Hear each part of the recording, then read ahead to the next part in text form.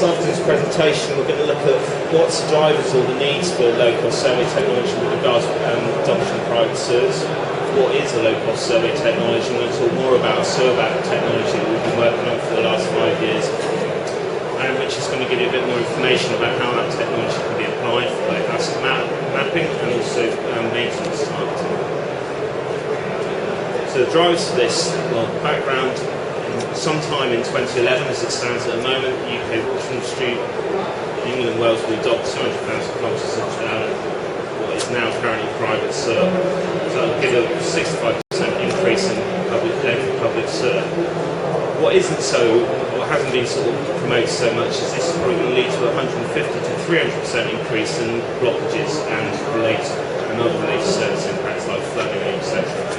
The reason being that most of the sewers being adopted are generally of a small nature, will be of a fairly poor condition, and are very prone to blockages and subsequent flooding. Challenges from doing this would be governance and customer service requirements and expectations. Owners of private sewer think great, water companies take on, we're going to get a great service out there from this. It's going to require robust asset planning, so it will require the same sort of planning process as what has been applied to assets this time around as part of PRN9, but there will be virtually very little asset data available to do that. From having not had much information, we won't really understand a lot of the characteristics of this asset base, and it's going to generate a significant maintenance workload that's going to have to be managed in a cost-effective way.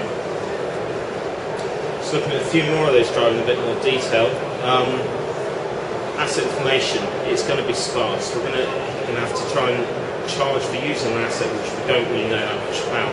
In terms of predictions on length, there has been quite a lot of modelling work done around that. We've been involved in some of that.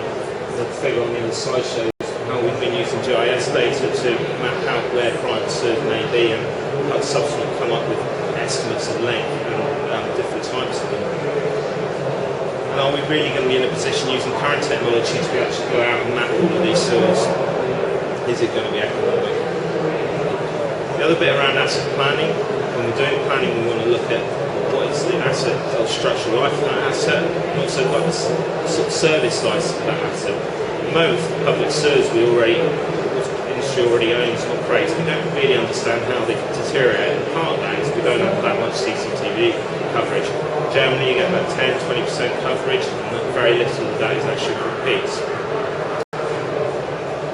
Most of the work that was done with PRN9 was done on cohorts in terms of predicting how pipes would fail, and that was more around service rather than the actual condition.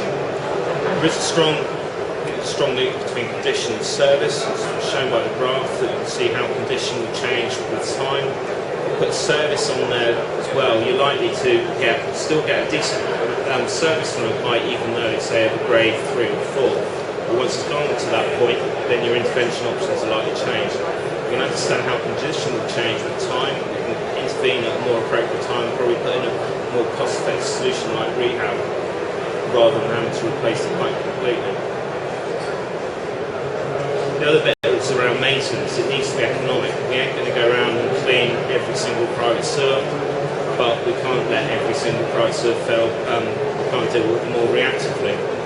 So a project we're doing for Upwear at the moment, looking at economic level of blockage, and one of the conclusions coming out of that is there's a strong drive for fixed first time. If you're on site, get the problem solved there and then, rather than having to keep coming back and solving it.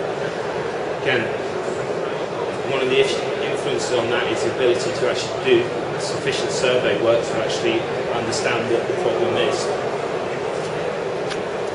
So this is where SewerBAC comes in, which is a low-cost survey technology. It uses acoustics to investigate pipe condition, i.e. we introduce an acoustic signal at the start of the pipe using a microphone speaker, and then the microphone picks up the signal as it comes back.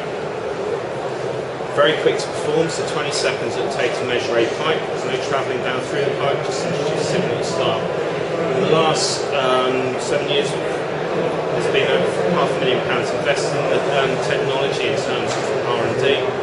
We've recently completed a pilot study for one water company, also doing some work in the transport industry. The concept of it is We have a pipe network here, so you can see the manhole with pipe, and you can slight defect and some debris in the bottom. So on the surface we'll have a tablet computer running the software that operates Servat, and as part of the pilot work we've integrated that with a GIS system. Connected to that you have your microphone and your speaker, and that emits the sound down the network. What comes back gives us an idea of what's there.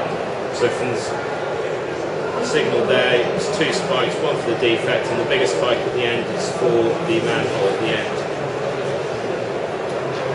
Sort of brief history of the development of Servat concept which came up with back in 2002. We got Bradford North University on board in 2006. That allowed us to get access to EPSOC funding. We've had several lots of that. In 2009 it was awarded the Royal Society of Brian Mercier Award, and that money was then used to build further prototypes. Recently another award by EPSOC to Bradford University to further do some advanced numeric modelling that allows us to interpret the signals better.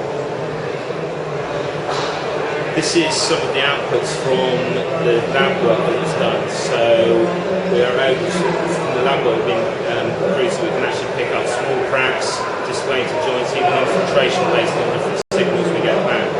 The major peaks on the right-hand side of those graphs are where the actual end of the chamber is. So when the signal hits a chamber, it will disperse from that point. We can use that to pick up where manhole locations are, where very